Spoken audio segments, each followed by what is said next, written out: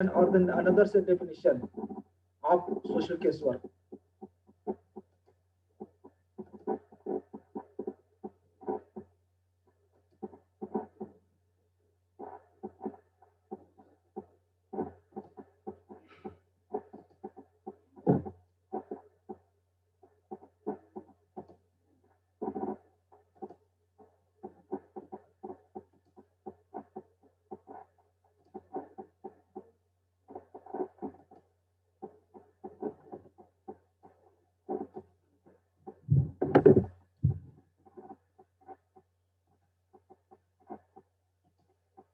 The student, please try to attend the period before uh, my entry, because this regularly intervention is disturbed to me.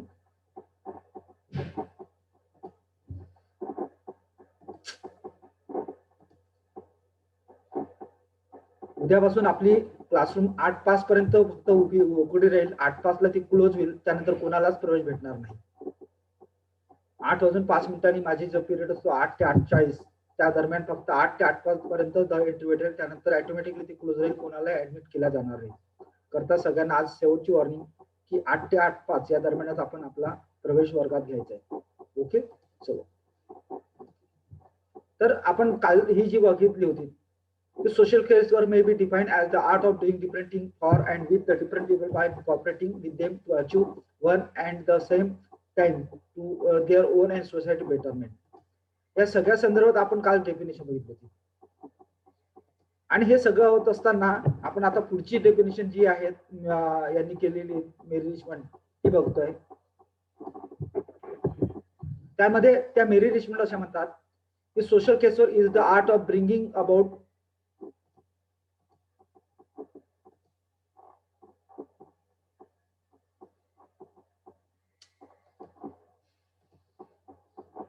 Before घेत जा प्रवेश सगळ्यांना add करताना self admit व्हायला लागेल. तर social casework is the art of bringing about the better adjustment in the social relationship of individual man and woman. या संदर्भातही आपण काल चर्चा केली होती. आपण तिसऱ्या व्याख्याला आता सुरुवात करतोय. तर social casework means those process which हे develop personality through adjustment consciously effected individual by individual between man and their social environment. यामध्ये एक लक्षात आलं असेल तुमच्या कदाचित की एका व्यक्तीने दुसऱ्या व्यक्तीसोबत किंवा एका स्तरावरून व्यक्तीच्या स्तरावरून दुसऱ्या व्यक्तीच्या स्तरापर्यंत त्याच्या व्यक्तीच्या जीवनात येणाऱ्या अडचणी, त्याच्या व्यक्तीच्या जीवनात येणाऱ्या समस्या, त्या व्यक्तीला भासवणाऱ्या गरजा किंवा ज्या वातावरणात तो राहतो त्या वातावरणाशी समायोजन करताना येणाऱ्या अडचणी, यामुळे त्याचं व्यक्तिमत्व जे काही अविकसित झालेलं असतं, कुठेतरी संदिग्ध झालं असतं, कुठेतरी संघर्षात असतं, अशा प्रक्रियांमध्ये व्यक्ती सहकार्य काय करतं तर त्यांची प्रक्रिया राबवतं. It is process. प्रोसेस कशाला म्हणतो आपण तर एका टोकापासून तर दुसऱ्या टोकापर्यंत गेल्यानंतर जे काही प्राप्त होतं त्याला आपण प्रोसेस म्हणतो. आपल्याला असं गोळी नाही आपल्याजवळ की एखाद्या व्यक्तीला ही गोळी घे बाबा आणि तुझी समस्या सुटली, कारण की आपण म्हणून सामाजिक समस्यांचा अभ्यास करतो आणि व्यक्तीच्या मनाचा वर्तनाचा आपण जेव्हा अभ्यास करतो त्याचा परिणाम समाज जीवनावर काय परिणाम झाला किंवा सामाजिक घडामोडींचा त्याच्या मनोवृत्तीवर किंवा वर्तनावर काय परिणाम झाला याचा विचार आपण, याचा अभ्यास आपण इथे करतो.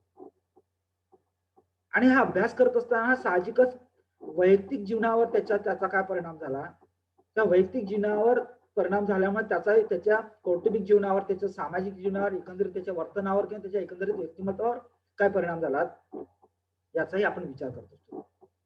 आणि म्हणून व्यक्तीचं वर्तन समजून घेण्यापासून किंवा व्यक्तीची समस्या समजून घेण्यापासून किंवा त्याच्या वर्तनाच्या मागच्या कारणांचा शोध घेण्यापर्यंत आपण जे काही शोधतो, जे काही जाणून घेतो आणि हे जाणून घेतल्यानंतर त्या समस्याचं निराकरण करण्यासाठी त्या व्यक्तीमध्ये ते स्वयंपूर्णतेची भावना निर्माण करणं किंवा त्या व्यक्तीला स्वतःला अशी वृत्ती निर्माण करणं की नाही मी माझी समस्या सोडवू शकतो,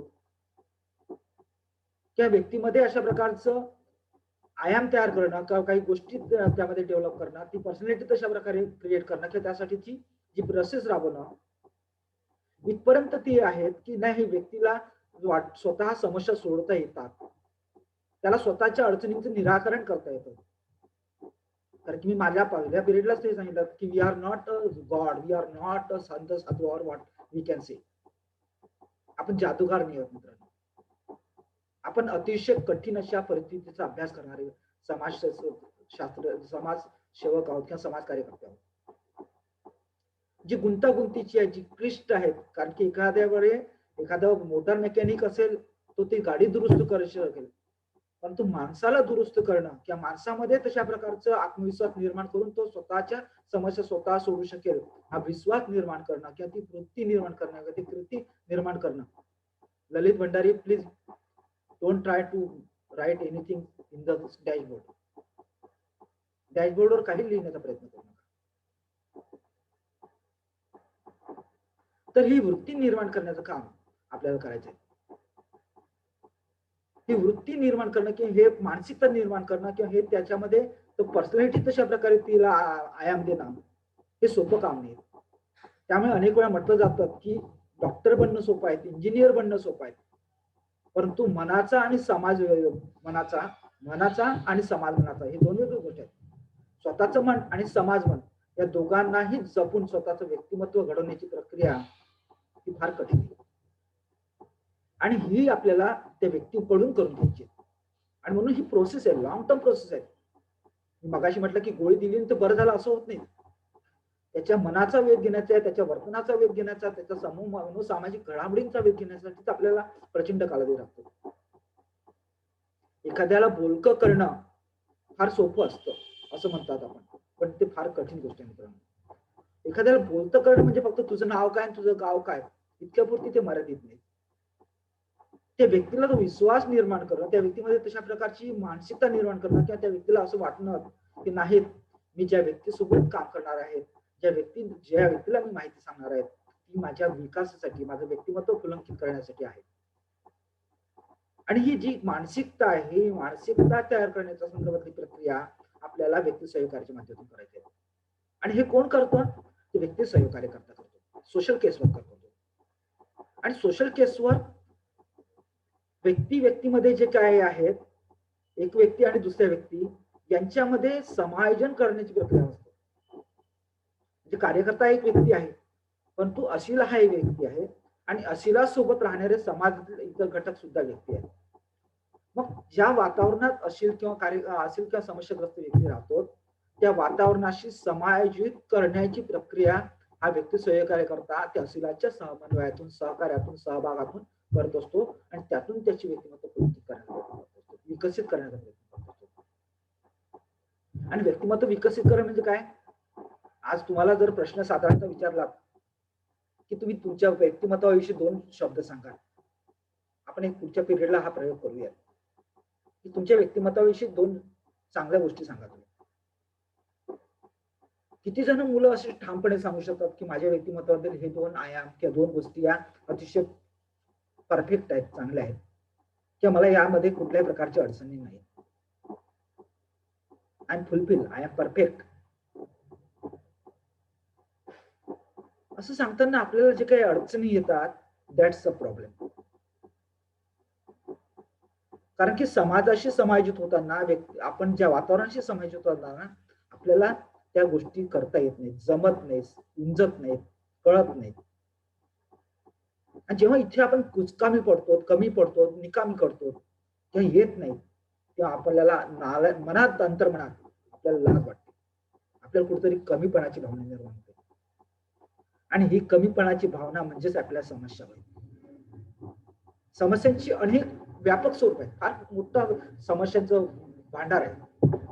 एक उदाहरण म्हणून मी तुम्हाला सांगितलं की समायोजित होताना आपल्याला ज्या अडचणी येतात, व्यक्तिमत्व फुलंकित करायचं म्हणजे काय, तर ते फार सोपं आहे असं म्हणत नाही. मी मगाशी म्हटलं,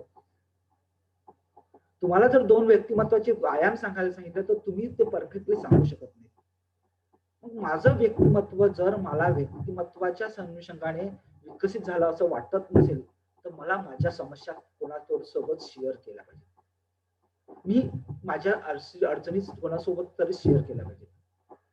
आज बघा, तुम्ही किती जण शिकत आहात आणि शिकत असताना तुम्ही मग काय म्हणतात की सर आता नोकरी लागत नाही, सर आता मला हे जमत नाही, सर मला हे करता येत नाही, किंवा इतरांना तुम्ही ज्यांच्याशी शेअर करता त्यांच्याशी. मग हे शेअर करणारे व्यक्तिमत्व किती आहे? हे जे सांगतात, हे जे बोलतात, हे जे आपले स्वतःचे अडचणी मांडतात, त्यांना खरोखर स्वतःच्या समस्यांची जाणीव आहे. परंतु जे शेअर करत नाहीत, जे इगो मध्ये आहेत, ज्याला निगेटिव्ह इगो म्हणतो मी नेहमी, त्या निगेटिव्ह इगो मध्ये असणाऱ्या लोकांना स्वतःविषयी चुकीचाच किंवा उगाच भ्रम असतो की मी फार परफेक्ट होते.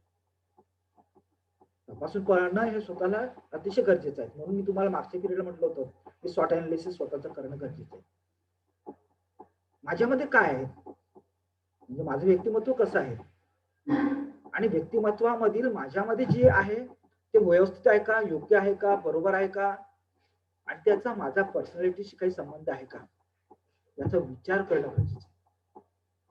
म्हणून जेव्हा आपण हे करू शकत नाही, ज्याला जे आपल्याला वाटतं की नाही मला तर येतं बाबा, लिहिता येतं पण ते व्यवस्थित नाही लिहित आहे, मला बोलता येतं पण खूप चांगलं बोलता येत नाही, मला संभाषण करता येतात परंतु संभाषणाच्या संदर्भात कसा प्रश्न विचारावा, कुठून सुरू करावा, कोणी कशा प्रकारे सुरू करावा, शब्दांची चढ-उतार कसा असावा, भाषा कशी राहील, या संदर्भात संभ्रम आहे. अशा अनेक गोष्टी आहेत की ज्या आपल्याला स्वतःच्या व्यक्तिमत्वामध्ये उणिवा दाखवणाऱ्या आहेत.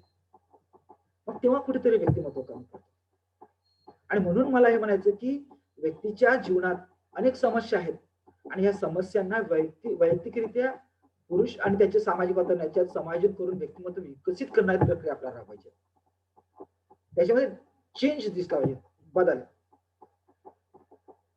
आणि मी मागे विकासाची व्याख्या सांगितली की सत्याची स्थिती आणि गाठावायची स्थिती यामध्ये जेव्हा अंतर मिटतं, फार बोलकी व्याख्या आहे.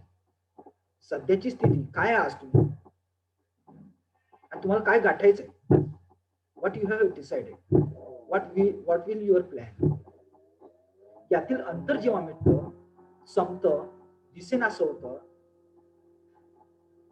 तेव्हा त्याला विकास म्हणतात. परंतु आजही मी तसं होतो, पहिली ते मी तसाच होतो, 10वी ते मी तसाच होतो, 12वी झाल्यानंतरही मी तसाच आहे आणि आता BSW किंवा BA किंवा BCom किंवा इतर काही शिक्षण घेऊनही मी तसाच आहे. मग अंतर कुठे मिळतं? अंतर मिळतं. Please mute yourself with that person.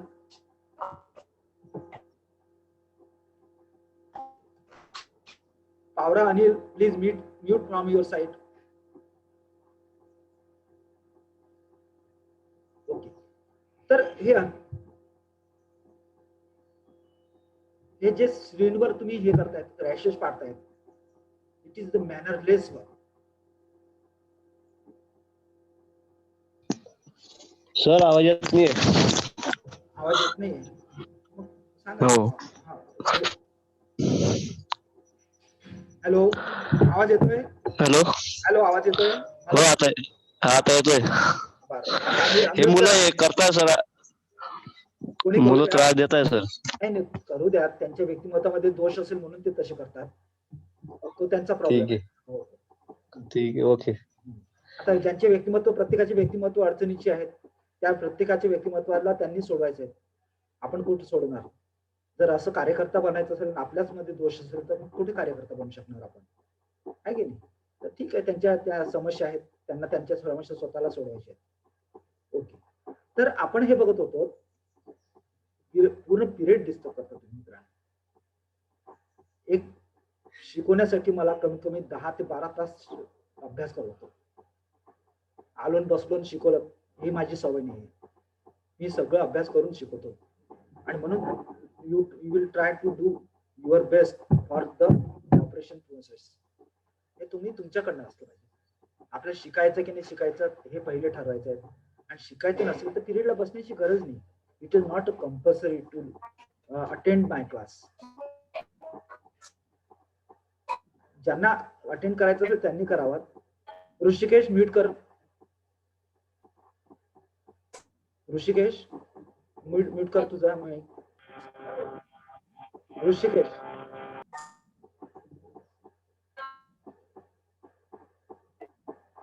बसावे. ममता झालंय, सगळ्यांनी म्यूट करायचं. नरेंद्र पाटील म्यूट करा तुमचा माईक. कल्पना, अश्विनी साळुंके म्यूट करा तुमचा माईक.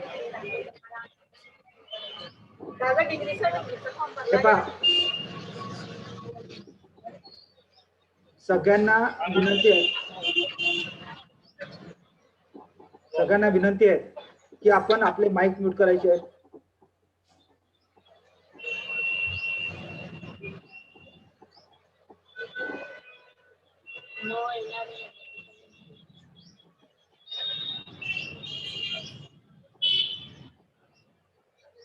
कळतंय का म्यूट करा म्हणून? सगळ्यांना कळतंय? गावित प्रियंका, सगळ्यांनी म्यूट करा आपले. सगळ्यांनी माईक म्यूट करा. शब्द कळत असतील तर समजूतदारपण. अश्विनी साळुंके म्यूट.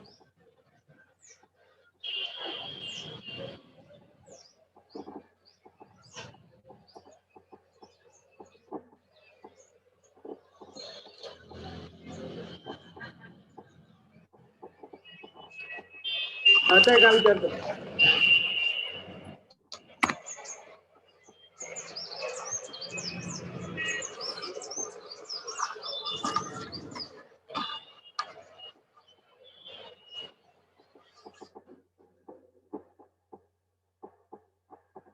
आता ज्यांनी हे थोडस प्रपंच करण्याचा प्रयत्न केला स्वतःचा, त्यांना लास्ट वॉर्निंग. तुम्ही जर उद्यापासून अशा प्रकारचा त्रास देणार परमनंटली तुम्हाला पिरियड मधून ऑप्शन दाखवण्यात येईल आणि तुमच्या शैक्षणिक होणाऱ्या नुकसानीस तुम्ही जबाबदार. तुम्हाला कदाचित माहित नसेल, पण माझ्या या शैक्षणिक प्रक्रियेत कोणी डिस्टर्ब करण्याचा प्रयत्न केला तर त्याचं शैक्षणिक नुकसान करायला मी मागे पुढे पाहत नाही. त्याच्या प्रूफ माझ्याजवळ असतात. मी आता हे सगळं रेकॉर्डिंग आहे, माहित आहे तुमचं सगळ्यांचं रेकॉर्डिंग आहे, कोण कोण हे करताय त्याचं. त्यामुळे पिरियड शिकवताना पिरियडला डिस्टर्ब करू नका. समजल्याने 100 वेळा विचारा, अडचणी असतात 100 वेळा विचारा, पण पिरियडला डिस्टर्ब करू नका. आणि तुम्हाला ते करायचं असेल तर माझ्या पिरियडला बसण्याची गरज नाही. जेव्हापासून तुम्हाला असं कोणी दिसतं त्याला परमनंटली माझ्या क्लासमधून बाहेर काढल्या जाईल. त्याला परमनंटली त्यात दिसणार नाही तो क्लासमध्ये, त्याला जबाबदार तो आहे. आपण काय शिकवतोय, आपण कुठल्या लेवलला आहोत, आपण लहान मुलं आहोत का, अशा प्रकारचं आपण वर्तन करायचं का, हा विचार आपण करायला पाहिजे.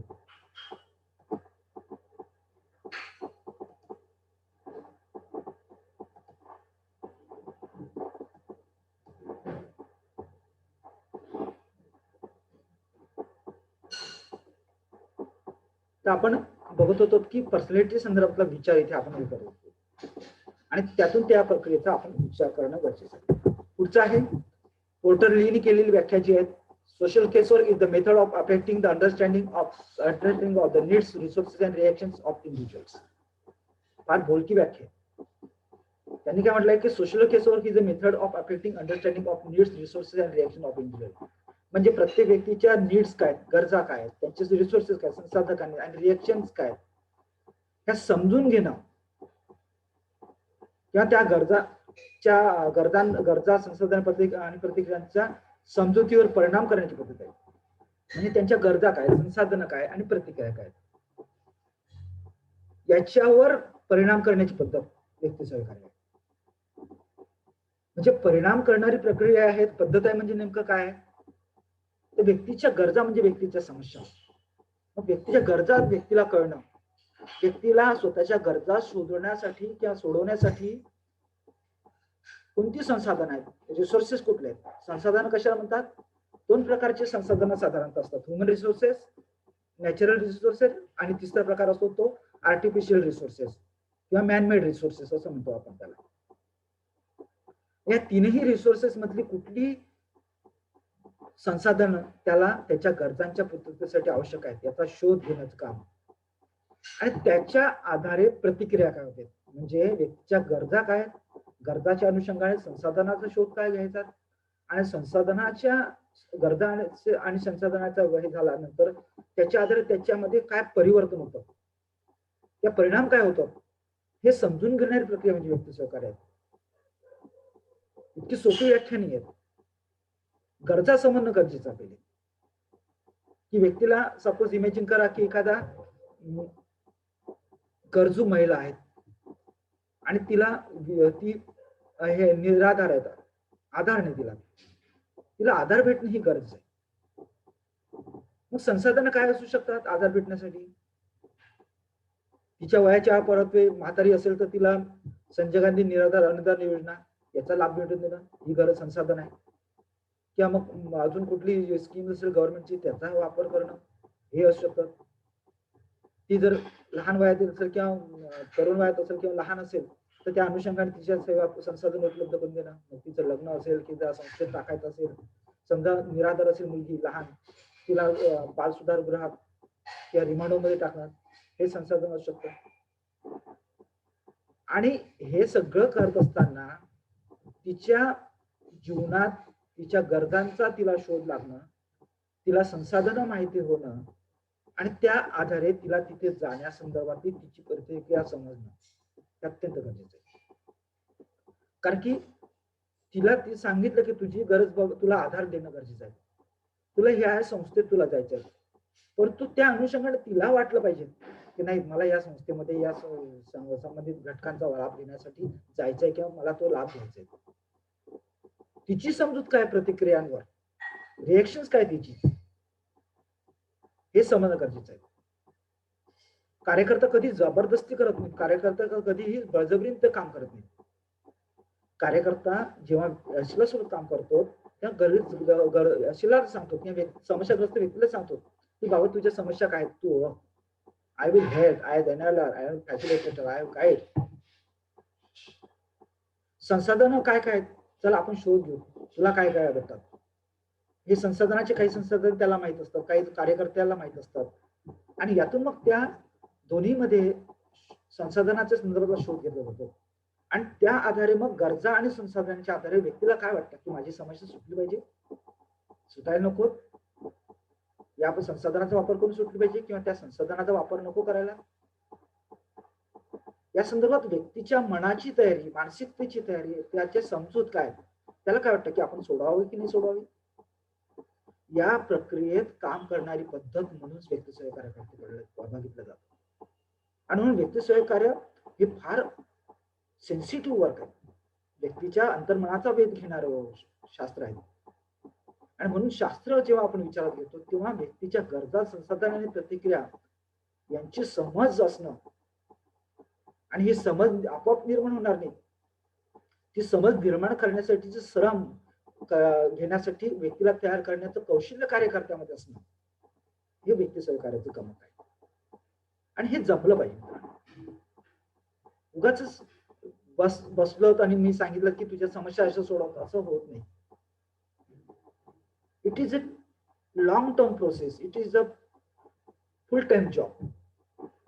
एक मला गोष्ट आठवते, मी SOS बालग्राम नावाची संस्था आहे, कदाचित किती विद्यार्थ्यांनी ऐकलं की मला माहित नाही, पण SOS बालग्राम नावाची पुण्याला एक संस्था आहे जी जर्मन फंडिंग एजन्सीच्या द्वारे दिली जाते आणि त्या जर्मन फंडिंग एजन्सीद्वारे SOS बालग्राम चालू जातात. तिथे अनिल नावाचं त्यांचं नाव आठवत नाही पण अनिल नाव आठवतं 100%. ते सोशल वर्कर होते. तिथे निराधार मुलांना ठेवलं जातं, 5-6 मुलं ज्यांना आई नाही वडील नाही अशा मुलांना तिथे ठेवलं जातं. मग तिथे त्या संस्थेमार्फत एक आई ज्याला पेड वर्कर म्हणून आपण म्हणूया, ती पेड वर्कर आई भेटते आणि पेड वर्कर वडील भेटतात. एक सुंदर बंगले बांधले आहेत त्या मुलांसाठी German funding agency. Yerwada mental hospital किंवा येरोडाच्या जवाहरलाल नेहरू इंडस्ट्रियल स्कूलच्या बाजूलाच ती आहे आणि तिथे त्या मुलांना ठेवलं जातं. त्यांचे सगळे पालन पोषण, त्यांचे वाढदिवस, त्यांचे शिक्षण हे सगळं केलं जातं. आई पेड भेटते, वडील पेड भेटतात. त्यांना एक सहज मिस्टर अनिलांना मी प्रश्न विचारला, का हो ही मुलं आहेत, 6 मुलं एका कुटुंबात राहतात, त्यांना एक आई भेटली, त्यांना वडील भेटलं, त्यांच्या गरजा पूर्ण झाल्या. साधा प्रश्न विचारला, त्यांच्या गरजा पूर्ण झाल्या. तेव्हा त्यांनी दिलेलं उत्तर फार बोचकं आहे आणि फार बोधक आहे. ते म्हटले जरी त्यांना आम्ही सगळ्या फॅसिलिटीज देतो, सगळे वाढदिवस साजरे करतो, शिक्षणाची सोयी देतो, इतरही सर्व सुविधा देतो, तर ते अजूनही मुलं आई वडिलांना शोधतायत. मुलं आई वडिलांना शोधतायत. या शब्दाचा अर्थ समजणं गरजेचं आहे. आई वडिलांना शोधणं ही त्यांची गरज आहे, की आई वडील खरे आई वडील भेटणं ही त्यांची गरज आहे. कृत्रिम आई वडील किंवा काही तात्पुरते भाडोत्री म्हणूया आपण त्याला, कारण की पेड वर्कर आहे ते. आई वडील भेटून त्यांच्या गरजा पूर्ण होतात. आई वडील हे संसाधन झालं, परंतु आई वडील हे भाड्याचे किंवा जे काही कृत्रिम आई वडील भेटलेत त्यांनी त्यांच्या गरजा पूर्ण झाल्या नाहीत. आणि त्यावेळेस मुलांची डोळ्यातील जी नजर आहे ती निर्भीरती नजर, ती अस्वस्थ करणारी नजर, किंवा त्यांना कुठेतरी त्या काहीतरी शोधतायत ही नजर, ही नजर सांगते की नाही, हे मुलं अजूनही समस्येने मोकळे झाले नाहीत, समस्येने मुक्त झाले नाही. मग ही समस्येने मुक्त करण्याची पद्धत आपल्याला शोधायची आहे. यात तुमचा प्रश्न असा असू शकेल की सर मग त्यांचे आई वडीलच नाही तर मग त्यांना कसं शोध. तर अशाच मुलांचं आयुष्य निघून जातं, परंतु त्यांच्या गरजा आणि संसाधनं यामध्ये समन्वय साधला जात नाही. प्रतिक्रिया या त्यांच्या अपराधीपणाच्या असतात, प्रतिक्रिया ह्या त्यांच्या निराधारपणाच्या असतात, प्रतिक्रिया या त्यांच्या एक वेगळ्या प्रकारची अस्वस्थता निर्माण करण्यात असतात. आणि म्हणून जेव्हा व्यक्तीच्या गरजा आणि संसाधनं याच्या आधारे त्या व्यक्तीच्या प्रतिक्रिया काय, त्याला काय वाटतं हे समजण्याची, त्याच्या अनुषंगाने ते परिणामकारक काम करण्याची पद्धत म्हणून व्यक्ती सहकार्याकडे रोटरने खूप सुंदर व्याख्या केलेली आहे. त्यानंतर आपण पुढची व्याख्या सॅनफोर्डची जाऊया. सॅनफोर्ड असं म्हणतात की social casework is a method employed by the social worker to help individual find a solution to problem of social adjustment which they are unable to handle in a satisfactory way by their own efforts. मराठीत अनुवाद करून तुम्हाला दिलेला आहे की सामाजिक व्यक्ती सहकार्य एक सामाजिक पद्धत आहे जी ज्यांना स्वतःच्या प्रयत्नाने स्वतःच्या समस्या किंवा स्वतःच्या अडचणी समाधानकारकरित्या हाताळण्यासाठी येत नाहीत अशा लोकांना समस्येवर तोडगा काढण्यासाठी मदत करते. The person who is unable to solve their problem at their own level. Social casework work with them. Social worker help to them. For this purpose, to identify the problems and to solve the problems. नुसतं समस्या जाणून घेण्यापुरती काम करत नाही, तर समस्या जाणून घेतल्यापासून तर समस्यावर तोडगा निघेपर्यंत ज्या व्यक्तींना स्वतःच्या गरजा ओळखता येत नाही, समस्या ओळखता येत नाही, समस्या सोडता येत नाही, त्यांना त्यासाठीच मदत करण्याचं काम हे व्यक्ती सहकार्य करतात. आणि तेही व्हेरी सॅटिस्फॅक्टरी वे. समाज कार्यकर्ता व्यक्ती सहकार्यकर्ता अशा प्रकारचे काम करतो की व्यक्तीला स्वतःच्या समस्या ओळखून त्या स्वतःच्या समस्यावर तोडगा शोधण्यासाठी कार्य करता आलं पाहिजे, समाधानकारकरित्या काम करता आलं पाहिजे. आणि हे समाधानकारक हा शब्द फार महत्वाचा आहे. तात्पुरती स्वरूपाची मलमपट्टी आपल्याला करायची नाही. आपल्याला व्यक्तीच्या, मी वारंवार ते सांगतो की मनोसामाजिक घटकांचा अभ्यास करायचा आहे.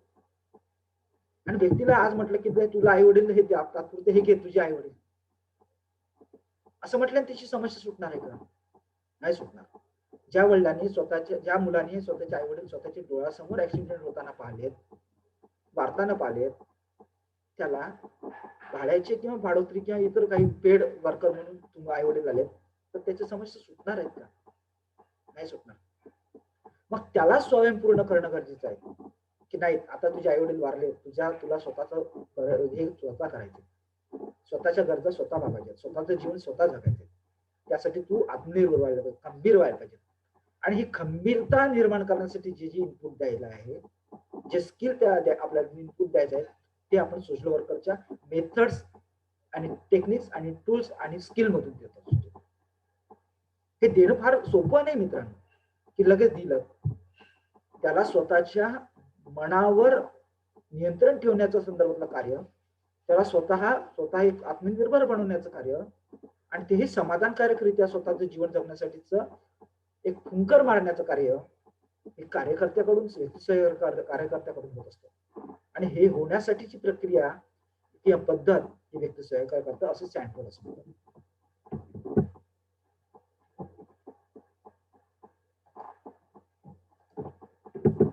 त्यानंतर क्वीन नावाचे एक सोशल वर्कर आहेत, त्यांनी पण फार साध्या शब्दात, फार कमी शब्दांमध्ये व्याख्या केलेली आहे की social casework is the art of adjusting personal relationship. Adjusting personal relationship या शब्दावर सगळ्यात महत्वाचं काय करतं ते, की वैयक्तिक संबंध इथे कार्मिक नाही आहेत. मी मागच्या पिरियडला सांगितलं होतं की पर्सनल आणि पर्सोनेल यामध्ये फरक आहे. पर्सनल म्हणजे खाजगी किंवा वैयक्तिक आणि पर्सोनेल म्हणजे कार्मिक. इथे खाजगी संबंध नातेसंबंधामध्ये ऍडजस्टमेंट करण्याच्या संदर्भातली कला हे सामाजिक व्यक्ती सहकार्याच्या मदतीने.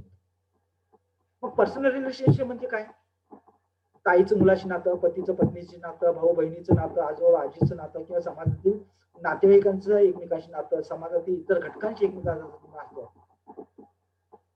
हे नातं म्हणजे काय, फक्त सोशली आपण विचार करू का, सोशली नाही, त्याचा इकॉनॉमिकली, सोशली, पॉलिटिकली या वेगवेगळ्या अंगाने कशा प्रकारे त्यांची रिलेशनशिप्स आहेत याचाही विचार करू. इतकंच नाही तर फिजिकली सुद्धा आपण विचार करू, फिजिकली कशा प्रकारे रिलेशन आहे. आणि सगळ्या रिलेशनशिप मध्ये ऍडजस्टमेंट करण्यासंदर्भातली जी काही प्रक्रिया व्यक्तीमध्ये निर्माण केली जाते किंवा ते त्या व्यक्तीमध्ये बिंबवलं जातं, तशा प्रकारे त्या व्यक्तीमध्ये व्यक्तिमत्व घडवण्यासंदर्भात कार्य केलं जातं. ते कला आपल्याला सोशल वर्कच्या मध्ये शिकायची, सोशल केस वर्कच्या मध्ये शिकायची. एखाद्या व्यक्तीमध्ये पर्सनल रिलेशनशिप मध्ये ऍडजस्टमेंट करणं. मी मागे एकदा सांगितलं की पती पत्नी आयुष्यभर एकत्र राहतात, परंतु आयुष्यभर एकमेकांशी पटत नाही. आपण मुलांना वाटतं की आपले आई वडील आपल्यासोबत राहतात, कुटुंबालाही वाटतं की आपले मुलं किंवा मुलं सून एकमेकांशी एकमेकांना राहतात, पण आयुष्यभर पटत नसतं. मग या नात्यामध्ये जो अस्पष्ट असणारा किंवा जो गुंतागुंतीचा धागा आहे, तो धागा शोधून त्यावर मात करण्यासंदर्भातली प्रक्रिया त्या व्यक्तींच्या माध्यमातून करण्याची काम त्या कला हे सोशल केसमध्ये हे कार्यकर्त्यांचं. आणि म्हणून क्वीन यांनी म्हटलंय की it is the art of adjusting personal relationship. पुढे एक नवीन व्याख्या अजून लीने केली आहे की social case work is the art of changing human attitude. Human attitude वर आपण खूप बोलण्यासारखं आहे. खूप माझे 8 दिवस झाले ह्युमन ऍटिट्यूड बोललो तर. आता तुमच्याच ऍटिट्यूड संदर्भात विचार केला तर बघा ना, तुमच्या प्रत्येकाच्या ऍटिट्यूड मध्ये काय होतं. काही जणांना वाटतं की मी श्रीमंत घरून आलो, काही जणांना वाटतं की मी खूप शिकलेला आहे, काही जणांना वाटतं की मी या कॉलेजमधून आलो, काही जणांना वाटतं की अजून काही वेगवेगळ्या प्रकारच्या मी परिपूर्ण आहे. हे ऍटिट्यूड बदलणं गरजेचं आहे. हे ऍटिट्यूडमुळे जे काही प्रॉब्लेम क्रिएट होतात त्यावर काम करण्याची कला म्हणजे सामाजिक व्यक्ती सहकार्य. ह्युमन ऍटिट्यूड समजणं फार कठीण होतं. चटकन डॉक्टरांनी जसं करतात की तुला कुठे दुखते, इथे दुखते, मग इथे दुखल्याने एक्सरे काढला, सोनोग्राफी केली, अजून काही केलं तर लगेच कळतं की हे झालं. तसं माणसाचं कळत नाही. माणसाच्या अंतर्मनाचा वेधच घेणं फार कठीण आहे. आणि अशा ऍटिट्यूडचा विचार किंवा अभ्यास करणं, त्या शोधून काढणं आणि त्यामध्ये बदल करण्यासंदर्भातली कला व्यक्ती सहकार्याच्या माध्यमातून आणि करता आली, मनोवृत्तीत बदल करायची. आज तुमच्यामध्ये जे काही अहम असेल, काही मुलांमध्ये दिसतोय मला, तुमच्यामध्ये जो अहम आहे तो aham is it on right way और राईट पाथ, त्याचा विचार करायची गरज आहे. मनोवृत्ती बदलण्याची कला आपल्याला शिकायची. पण ही मनोवृत्ती बदलण्याची कला ही कार्यकर्त्याकडून होणं गरजेचं नाही. कार्यकर्ते त्यासाठी कौशल्य आणि ज्ञानाचा वापर करेल. परंतु मला स्वतःला वाटलं पाहिजे की माझ्या मनोवृत्तीत बदल झाला पाहिजे. मला स्वतःमध्ये तसं आत्मचिंतन करण्याची गरज आहे की नाही, माझ्यामध्ये कुठे लूपहॉल्स आहे, कुठे विकनेसेस आहे. आणि अशा भारतातील किंवा समाजातील असणाऱ्या अनेक सामाजिक समस्या ज्या वैयक्तिक स्तरावर आहेत त्याच्यामध्ये परिवर्तन करण्याचं, त्याच्यामध्ये बदल करण्याचं जी मनोवृत्ती आहे त्याच्यामध्ये आवश्यक असणारं लक्ष साधण्याचं काम या कला ही व्यक्ती सहकार्याच्या मदतीने केली जाते. पुढची व्याख्या ट्रॅप यांनी केली आहे की social casework means the social treatment of maladjustment individual involving an attempt to understand his personality, behavior and social relationship and to assist him in the working out a better social and personal adjustment. जी सॅनफोर्डने व्याख्या केली होती त्याच्याशी मिळती जुळती ही व्याख्या आहे. म्हणजे सामाजिक व्यक्ती का सहकार्य म्हणजे काय, एखाद्या व्यक्तीमध्ये त्याचे व्यक्तिमत्व, वागणूक आणि सामाजिक संबंध समजून घेण्याचा. आपण अनेक वेळा म्हणतो की तो व्यक्ती असा का वागतोय, तो असा का आपल्याला त्रास देतोय, तो कुटुंबात अशा प्रकारे का वर्तन करतोय, या मागची पार्श्वभूमी समजून घेण्याचं काम आपल्याला इथे करायचंय. कारण की व्यक्तीचं व्यक्तिमत्व जे गुंतागुंतीचं, क्लिष्ट आणि संदिग्ध होतं, ते संदिग्ध, क्लिष्ट आणि गुंतागुंतीचं व्यक्तिमत्वामागे काहीतरी कारणं दडलेली असतात. या कारणांचा शोध आपल्याला आपल्या कलेच्या माध्यमातून करायचा आहे, ते आपल्या कामातून करायचं आहे, उपचार पद्धतीतून करायचे, कारण की सोशल डायग्नोसिस आपण करणार आहोत.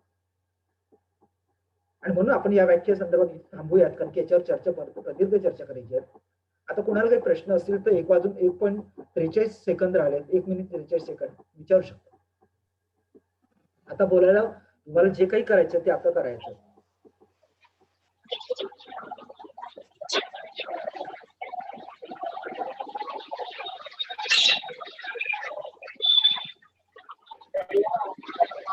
आता तुम्हाला हा बोला पंकज पाटील, फक्त माईक म्यूट करा, हळू करा, बाजूचं वातावरण.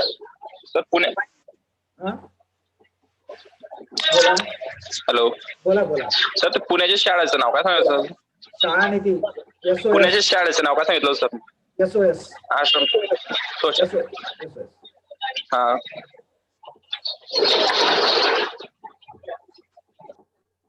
Save our soul. SOS म्हणजे S for save, O for S for soul. Soul म्हणजे आत्मा.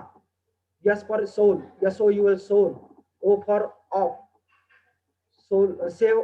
S पहिला S फॉर सेव्ह, पहिला S सेव्ह साठी, दुसरा O ऑफ साठी आणि तिसरा S सोल साठी, म्हणजे आमचा आत्मा वाचवा, ही त्या विविध वाक्य त्या संस्कृतीचा. आमचा आत्मा वाचवा. आत्मा वाचवा म्हणजे काय, तर आम्हाला वाचवा. आत्मा अंतर्मनात जे असणारं जे बंधव आहे त्या संदर्भात काम करण्याची संस्था आहे. त्याचे अनेक ब्रँचेस आहेत भारतामध्ये. मुंबईत एक आहे. असा अजून कोणाला